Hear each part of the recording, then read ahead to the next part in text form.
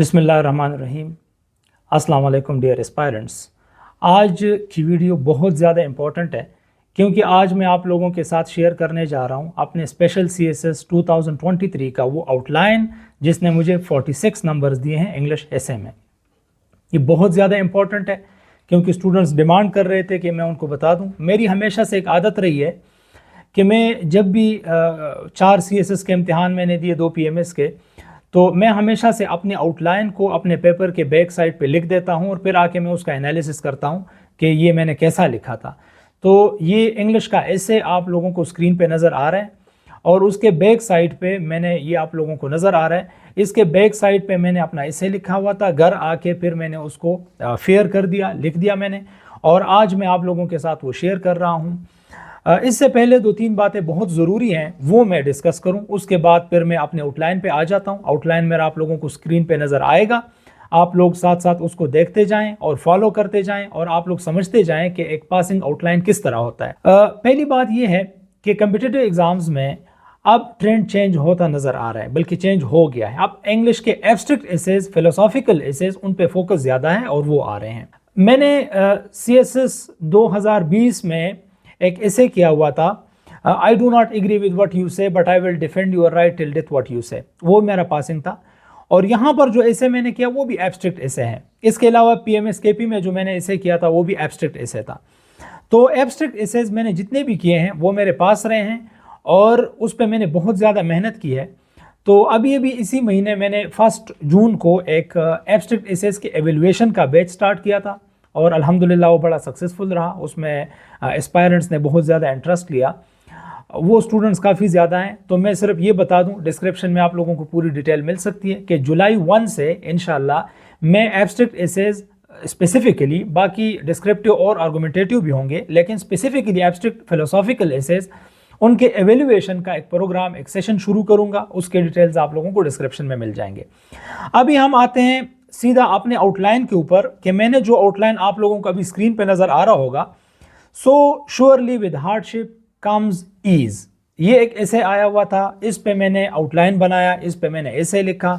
मैं पूरी बात बताऊंगा कि मैंने लेंथ उसका क्या रखा, उसमें मैंने पैराग्राफ्स कितने लिखे, उस पे मेरे आर्गूमेंट्स क्या थे, ये आप लोगों को स्क्रीन पे नज़र आ रहा है। देखिए जी, सबसे पहली बात, उसकी डिटेल्स मैंने और वीडियोस में बताई है, मैं उस पर नहीं आता कि आप लोगों ने टॉपिक्स को सेलेक्ट कैसे करना है। ये एक अलग साइंस है क्योंकि गलत टॉपिक का इंतखाब वो आपको कभी भी पास नहीं कर सकता, वो हमेशा आपको फेल कराएगा। तो आपने उसी टॉपिक को सिलेक्ट करना है जिस पे आपके पास कंटेंट हो, जिसको आप अच्छी तरह प्रेजेंट कर सकें और जिससे आप एग्जामिनर को कन्विंस कर सके और वो आपको पास कर सके। जो पहली हेडिंग मैंने लिखी है वो है इंट्रोडक्शन। हमेशा से इंग्लिश एसे में पहली हेडिंग वो इंट्रोडक्शन की ही होती है, तो मैंने लिखी हुई, आप लोगों को नजर आ रहा है स्क्रीन पे। उसके बाद जो दूसरी हेडिंग है, इसको हमेशा से हम या ओवरव्यू का पैराग्राफ कहते हैं, कुछ लोग इसको क्रंच पैरा कहते हैं। मैंने लिखा हुआ है कि hardships and ease interrelated phenomenons. Hardships और ईज, ये दोनों चीजें एक दूसरे के साथ लाजिम और मलजूम है।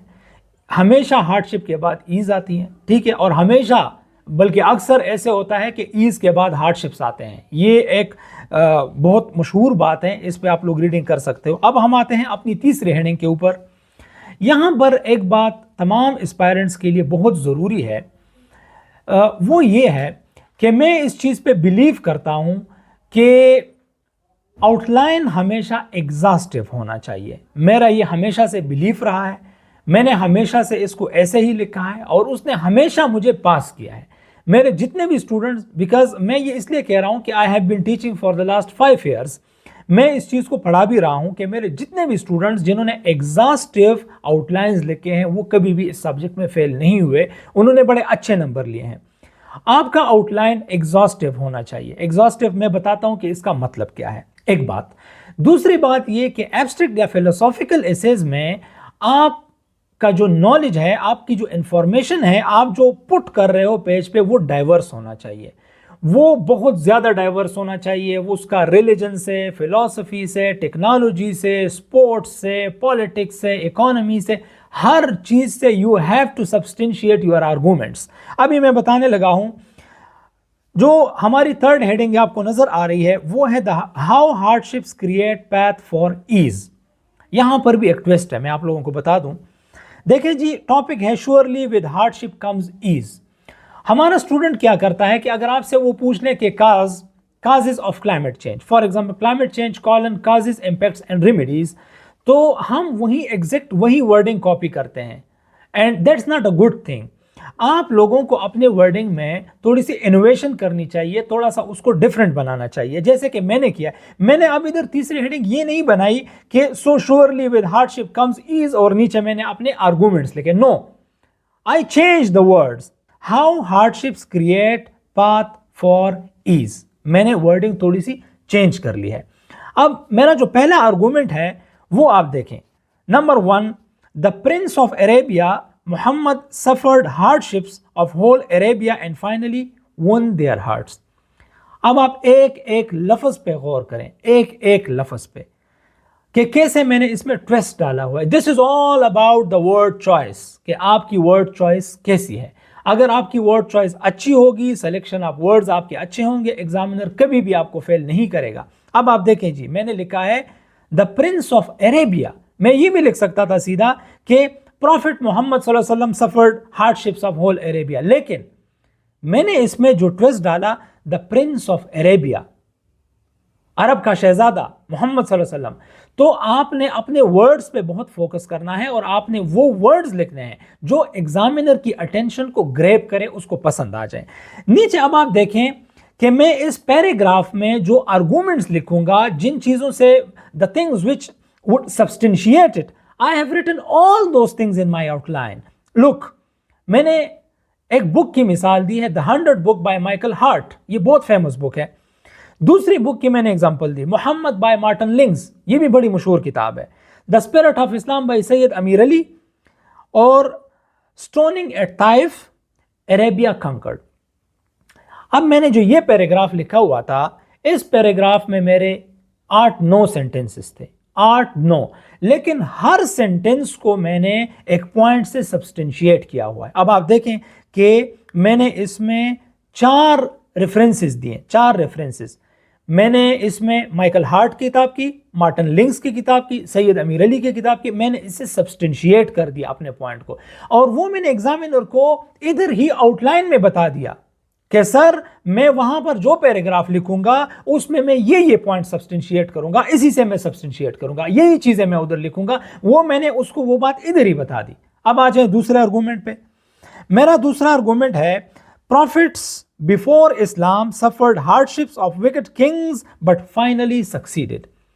अब मैंने यहां पर एक जनरल पैराग्राफ दिया कि प्रॉफिट्स, अब उस प्रॉफिट्स में इब्राहिम अलैहिस्सलाम, मूसा अलैहिस्सलाम, ईसा अलैहिस्सलाम जिनके साथ जुल्म हुए हैं वो सारे मैंने इधर लिख दिए। अब मैंने एक जनरल दिया। अब आप पैराग्राफ में मैंने किन पॉइंट से कौन से रेफरेंसेस मैंने दिए, profit Moses and profit Jesus.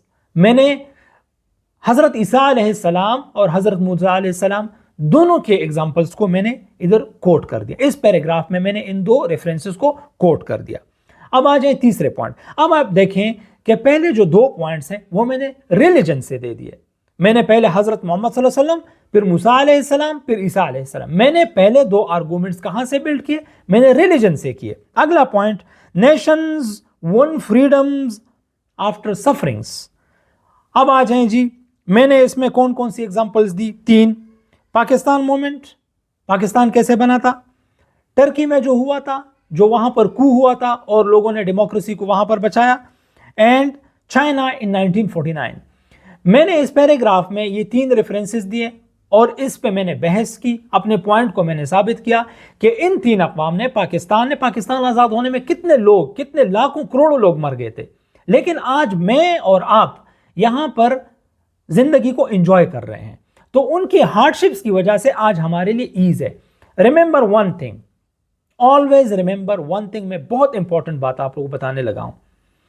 अगर 1 सेकंड के लिए भी थीसिस स्टेटमेंट आपके जहन से निकल गया, आप फेल हो जाएंगे। आप लोगों ने throughout the 3 hours you have to remember that what is the thesis statement of this essay. आपने हर पैराग्राफ को लिखते हुए थीसिस स्टेटमेंट को माइंड में रखना है। अगर 1 सेकंड के लिए थीसिस स्टेटमेंट आपके माइंड से निकल गया, आप पास नहीं हो सकेंगे, आपका वो पैराग्राफ इररिलेवेंट हो जाएगा। अब मैंने हर पैराग्राफ में कि देखें जी रसूलुल्लाह सल्लल्लाहु अलैहि वसल्लम ने मुश्किलात बर्दाश्त की, फिर उसके बाद ईज आ गया। मूसा अलैहिस्सलाम ने मुश्किलात बर्दाश्त की, उसके बाद ईज आ गया। ईसा अलैहिस्सलाम ने मुश्किलात बर्दाश्त की, उसके बाद पूरी दुनिया में ईसाइयत फैल गई। ठीक है, अब मैं लिखा कि अक़वाम, नेशंस, उन्होंने जब वो हार्डशिप्स को बियर करते हैं तो उसके बाद आने वाले जनरेशंस के लिए आसानी हो जाती है। अगला पॉइंट देखिए जी, fundamental rights accepted after struggles. अब मैं ह्यूमन राइट्स पे आ गया।